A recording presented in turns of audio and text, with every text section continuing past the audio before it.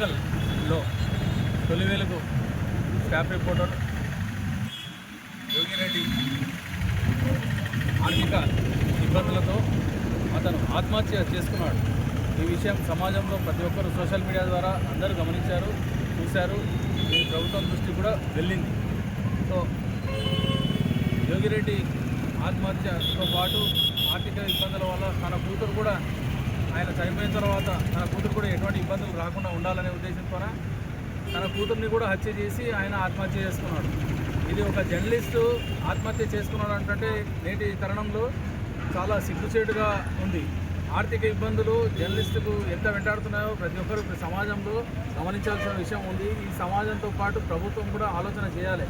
జర్నలిస్టుల సంక్షేమం గురించి ప్రభుత్వం ఇట్లాంటి వాళ్ళని ఆదుకునేందుకు ముందుకు రావాలని చెప్పేసి మహబూబ్నగర్ జిల్లా శాఖ తరఫున ఈరోజు యోగిరెడ్డికి నివాళులు ప్రత్యేకంగా అర్పిస్తూ మేము ప్రభుత్వాన్ని కోరుతున్నాం.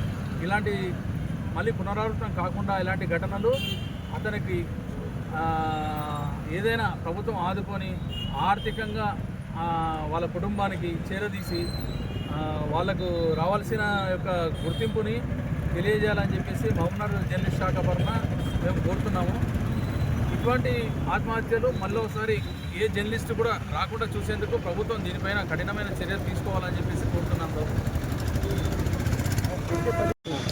అలాగే జర్నలిస్టులకు ప్రభుత్వం గుర్తించి ఆదుకోవాలి. ఎలాగంటే కనీసం గౌరవ వేతనం అన్న చెల్లించే విధంగా ఒక ప్రణాళికను మన రాష్ట్రంలో రూపొందిస్తే బాగుంటుందని చెప్పేసి మహబూబ్నగర్ జిల్లా శాఖ తరఫున తెలియజేస్తున్నాము. మన భారతదేశంలో కొన్ని రాష్ట్రాల్లో గౌరవ వేతనం అనేది జర్నలిస్టులకు అనేది వాళ్ళు ఒక ప్రత్యేక క్యాబినెట్లో జీవో విడుదల చేసి గౌరవ వేతనాన్ని అందిస్తున్నారు.